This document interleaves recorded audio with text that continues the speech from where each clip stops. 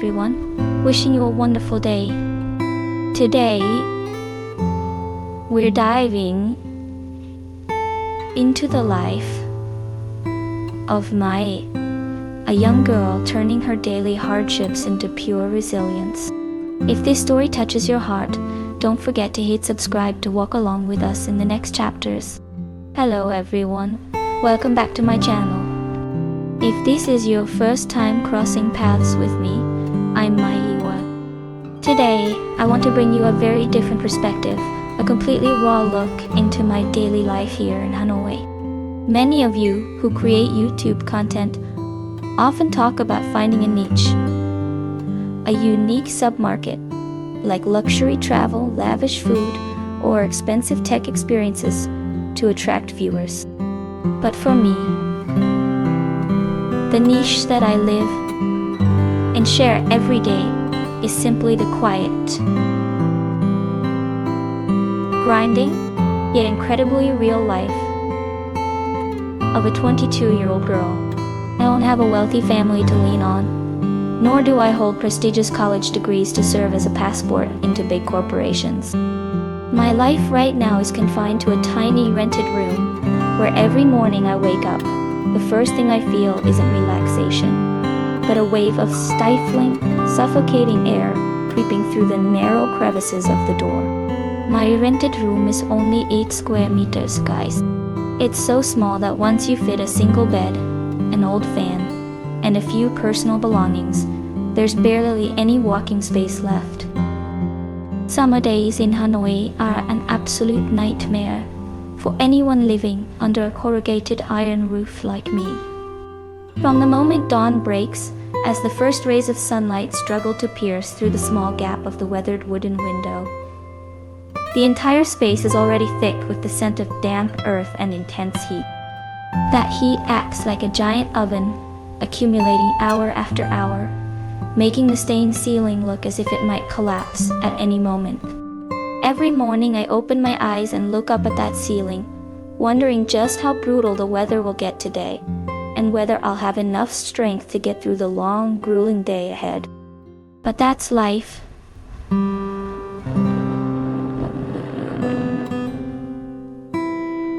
When you don't have many options, you just have to learn to face reality calmly. Yet, amidst that cramped and oppressive space, I've never felt completely lonely. My greatest asset, and perhaps my only source of emotional support right now, is my own life and the small dog named Boy, who sleeps peacefully at the foot of my bed. Boy's soft, rhythmic breathing, in the dead silence of the early morning sounds, like a saving grace, breaking the terrifying quiet of the room. Every time I hear that breath, I feel my heart soften, reminding me that at least in this world, I still have a tiny life to love and a responsibility to uphold. I quietly sit up, trying not to startle Boy, and reach for a banh mai bought from the street the night before for just 50 cents. About 12,000 Vietnam dong, along with a bottle of pure water sitting in the corner of the table. Our breakfast begins in a very simple and quiet way, without a single complaint or demand. In a world full of external pressures where people chase after luxurious standards, a halved banh mai is already a sense of abundance. I carefully tear off a piece of the soft breadcrumb and gently feed it directly to Boy. Seeing the way he wags his tail and chews happily somehow makes all the hardships recede a bit. Only then do I quietly chew the dry crust left for me, taking a sip of water to wash down the bland taste. My eyes gaze into the emptiness ahead, feeling the familiar loneliness seep into every vein and capillary. I understand clearly that the life of a freelance laborer in a megacity like this leaves no room for wishful thinking. Everything is raw and practical. You have to work to eat, and you have to sweat just to keep this roof over your head. When I finish cleaning up and step out into the tiny alley to start my workday, the stifling air of the tightly packed, crowded streets hits my face like a splash of hot water. Imagine the narrow alleys of a low-income neighborhood in Hanoi during summer. They are like ventilation pipes that only hold hot air. The old concrete walls absorb heat day after day, and now, meeting the early sun, they continue to radiate heat back into the surroundings.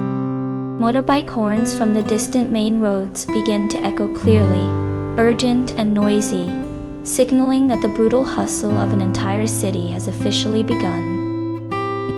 I pause for a beat at the end of the alley, pulling up my cloth mask to cover my face, and tighten the two straps of my worn-out backpack. I turn my head to look back at the small room one last time, leaving Boy in that warm, familiar space, and tell myself to hang in there. Every step I take on the concrete pavement cracked by the early sun is not just a commute to work. It feels like a silent declaration, a promise to myself that Maya will never surrender to this harsh fate and the challenges this life throws at her. The moment I stepped out of the tiny alley, I was immediately swept into the crowded flow of people in this low-income neighborhood at dawn. This is a completely different world, guys. A world overflowing with chaotic, noisy sounds, yet bursting with a strange, intense vitality. There's a roaring of motorcycle engines, the sound of tires grinding against the uneven pavement, and especially the sight of the ride-hailing delivery drivers.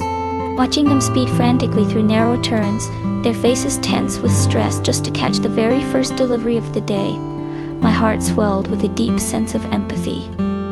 They pushed themselves to work from the break of dawn until late at night, regardless of the skin-burning sun or the pouring rain, all just to earn a tight monthly income of about $500. Looking at them, I saw a reflection of myself. Small individuals carrying the weight of their entire lives on spinning wheels.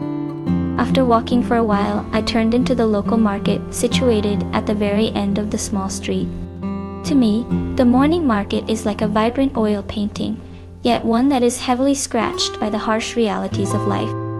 The rich aroma of steaming pho bowls and the sizzling of paste pans over open flames merged with the constant bartering of buyers, creating an atmosphere thick with the breath of survival.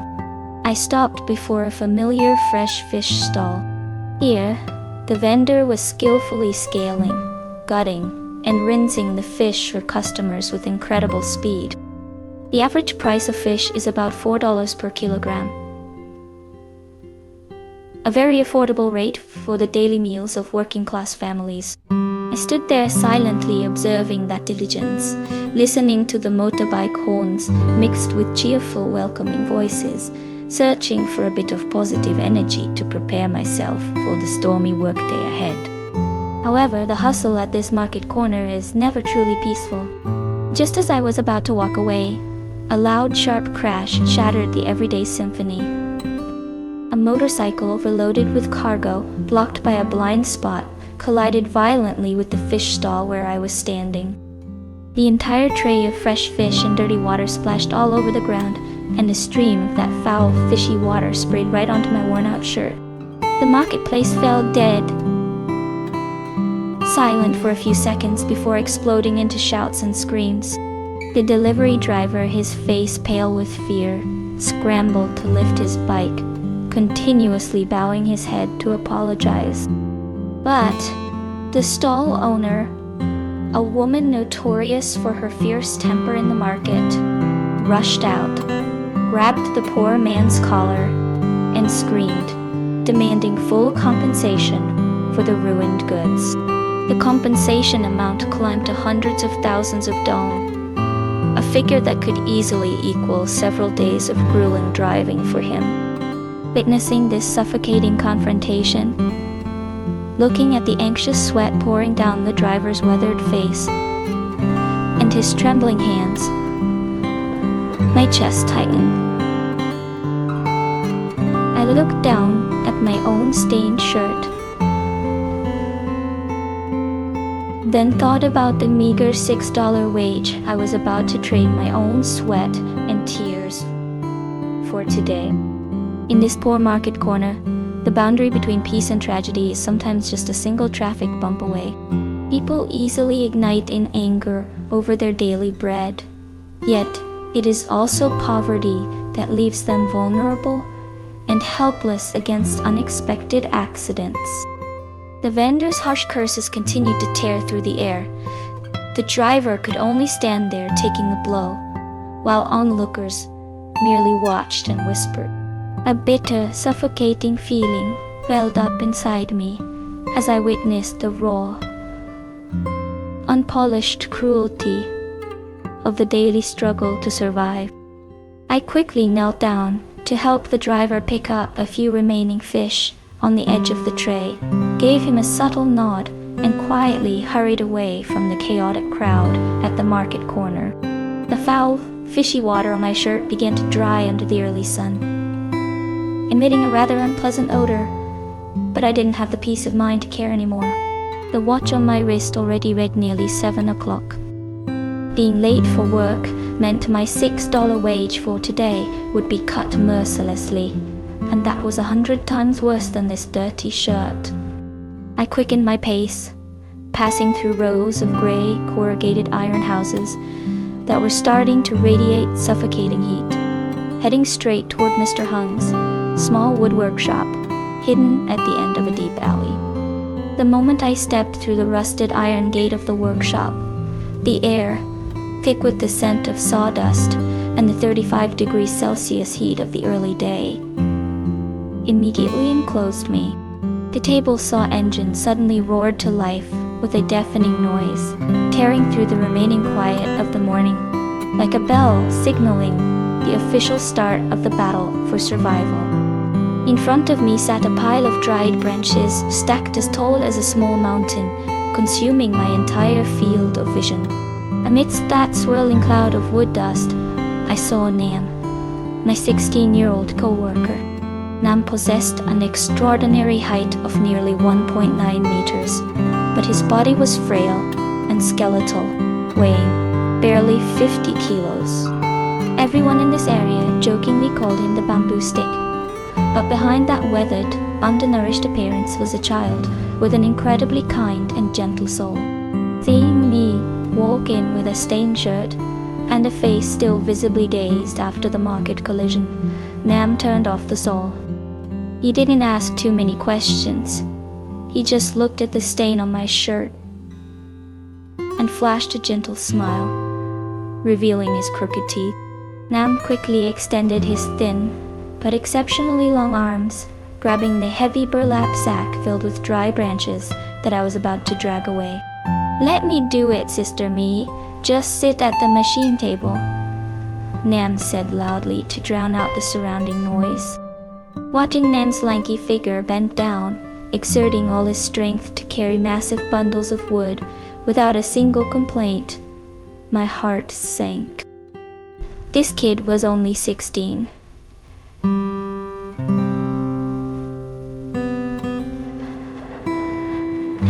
An age when he should have been carrying a backpack to school and playing with friends. Yet here he was, selling his physical labor and exposing himself to this suffocating workshop just to earn every single penny to send back to his home. I wiped away the first drop of sweat starting to bead on my forehead and stepped over to sit on the wooden chair placed before the sharp iron blade. My task today was to sit continuously 4 hours, carefully measuring and chopping each dry branch according to the exact size proportions specified by the boss, Mr. Hung. The blade spun rapidly, emitting sharp, cold, scraping sounds every time it struck the wood, sending a flurry of fine sawdust flying into the air, coating my tied-up hair and worn shirt. Within just a few brief minutes, sweat began to pour down like a waterfall, making my t-shirt, already stained from the market incident, even stickier as it clung tightly to my back.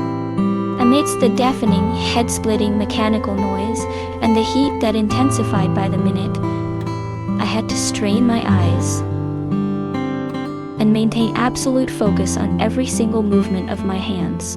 A single second of distraction here could cost me a finger under that cold iron blade. and this life left absolutely no room for me to make any more mistakes. This gripping story follows a resilient 22-year-old girl navigating the raw, unedited realities of survival. In a low-income Hanoi neighborhood, living in a tiny room with her loyal dog, Boy, she faces the grueling daily hustle as a freelance laborer. From a chaotic morning market confrontation that stains her shirt to the deafening noise of a wood workshop under suffocating heat alongside her coworker Nam.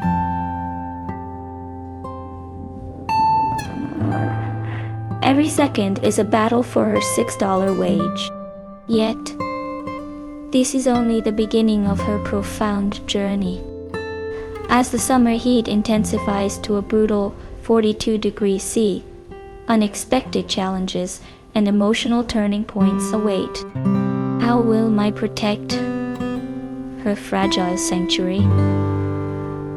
And what sacrifices lie ahead? Under the blazing sky. Subscribe now, because the upcoming chapters hold even more dramatic twists, heartwarming bonds, and inspiring leaps of faith you cannot afford to miss.